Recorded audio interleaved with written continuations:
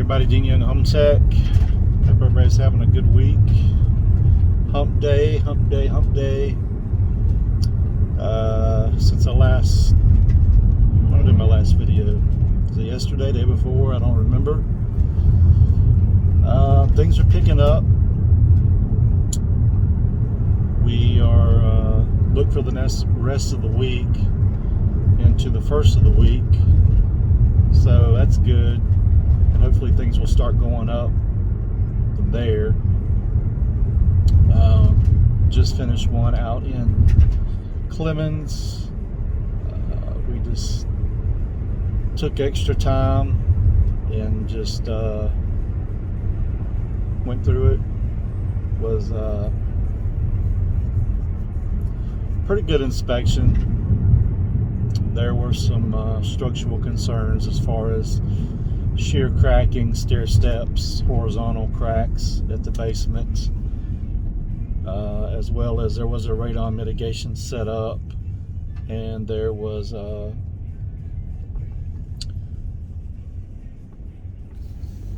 moisture entry concerns as well. It just looked like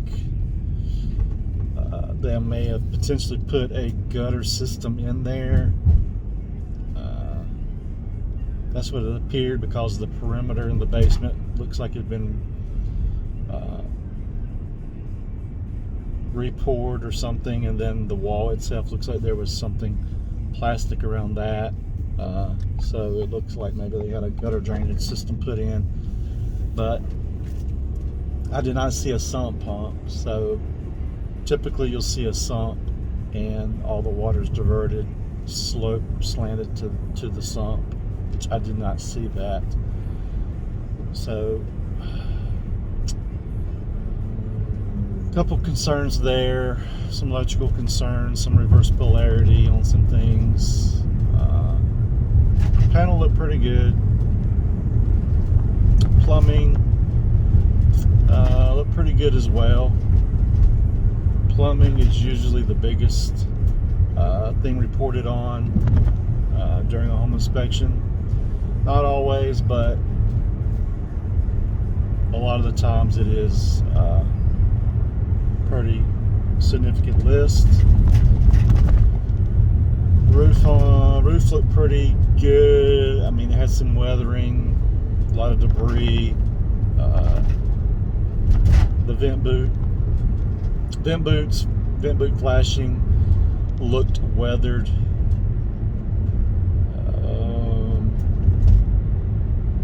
Let's see. Exterior cladding was wood, like a T111 type material. It was wood. There were some corner pieces that had some moisture damage. There was a balcony. I asked for an engineering view on the balcony. I could see where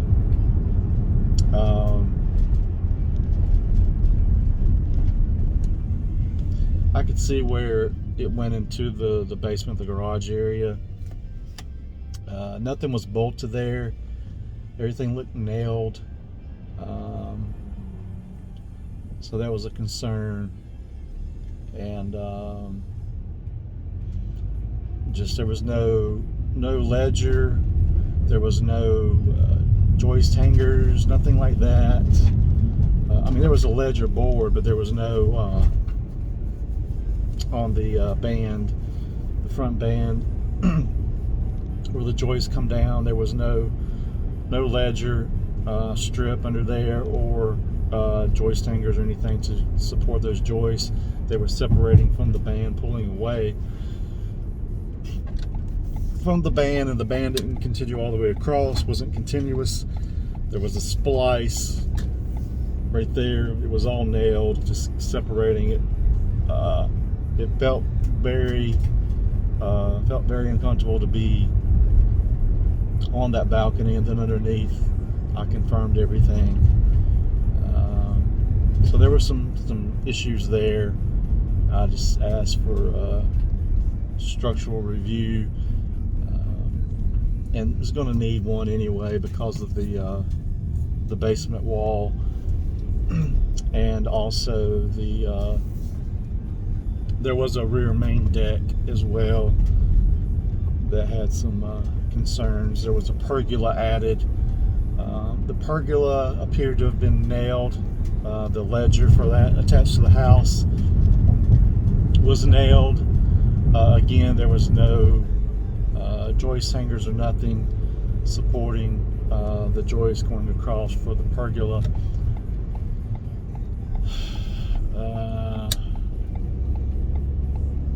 Just the separation of all that and whatever could be a potential hazard, falling on somebody, come separating and the structure move to fall down on somebody could be, an issue, concern. So I reported all that. Deck was very weathered in several areas, mainly on the stairway and then some of the floorboards. 1970s house, always make a note, potential for lead-based paint. I'll usually look if I see the alligating, you know what I'm talking about, alligator type style of the painting. Usually that's a good sign, potentially, that there could be lead in there. We just ask for evaluation or proper testing. See what else. Just your typical light bulbs missing or lights not functioning, loose receptacles, things of that sort. Trying to think what else.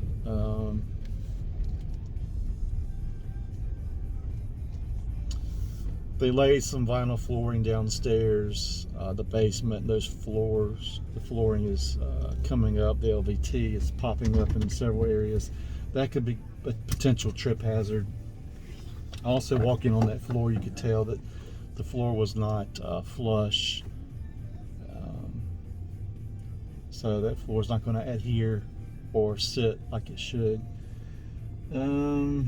Just your typical home inspection stuff, man. Nothing too super crazy. No inspection photos of the day type stuff. So back here, and I'm going to tab this report out, submit it to the buyer and the agents, and get ready for tomorrow. Typically, what I do is I'll like to look the house up online, various websites, and kind of gather what information I can as far as the exterior cladding, any information I see in the MLS or anything listed online. I'll take that into consideration. I know it's not 100% until I actually see it or view it, but I'll go ahead and start marking some stuff out on my report. And if I can get some good interior pictures, I'll make some styles of materials comments depending on what it is, if it's got a hood vent or if it's a microwave, if it's a gas, if there's gas appliances anywhere that I see, the cladding type, whether it's brick or vinyl or whatever. Usually you can see if there's a ridge vent or not present, or a gable vent,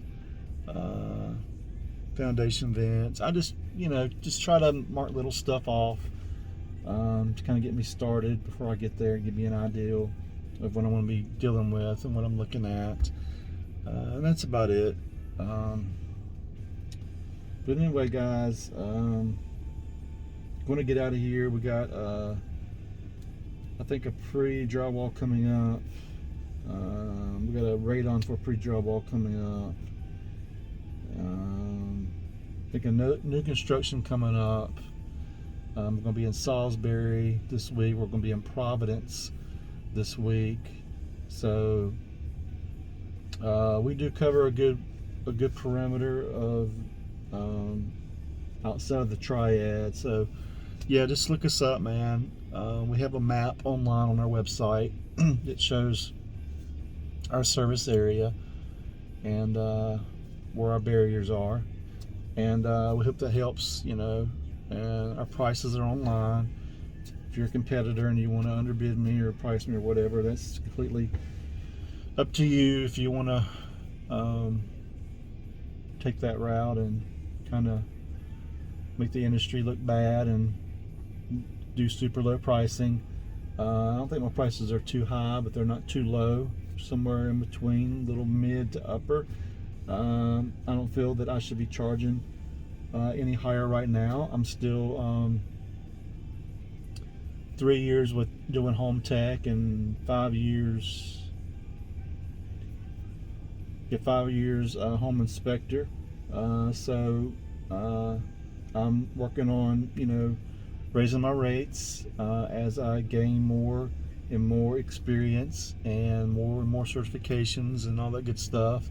So you pay for what you get, and just remember that if you can find somebody that does it cheaper, then go with that inspector if that's what you want. If you're looking for a cheap price and that's all that matters, then you go with that cheap inspector. But if you're looking for quality, compare the pricing as well with their experience and their certifications and kind of base it off of that. I'm at the point now where I don't really offer any discounts other than maybe Radon. So that's about it. Don't forget about our Radon awareness special, $75 going on right now. It's going to end at the end of January, so take advantage of that until next year. And unless you're lucky and you receive one of my Radon coupons, that's pretty much all I give out to agents to give to potential buyers and sellers to make the agent look like a great person, to give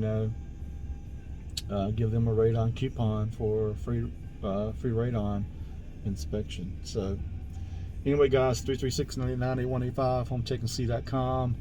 Visit our website, HomeTechNC.com, HomeTechNC.com, HomeTechNC.com, HomeTechNC.com, or HomeTechNC.com, HomeTechNC.com, 336-99-8185, 989-8185, 989-8185.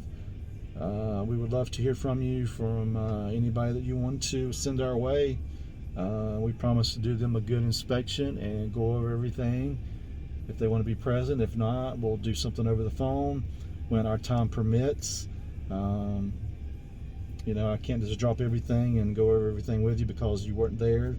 The inspection summary is your time to meet with me and go over everything and ask your questions and stuff. I know there may be something afterwards, but you can typically call and leave a message with Vanessa.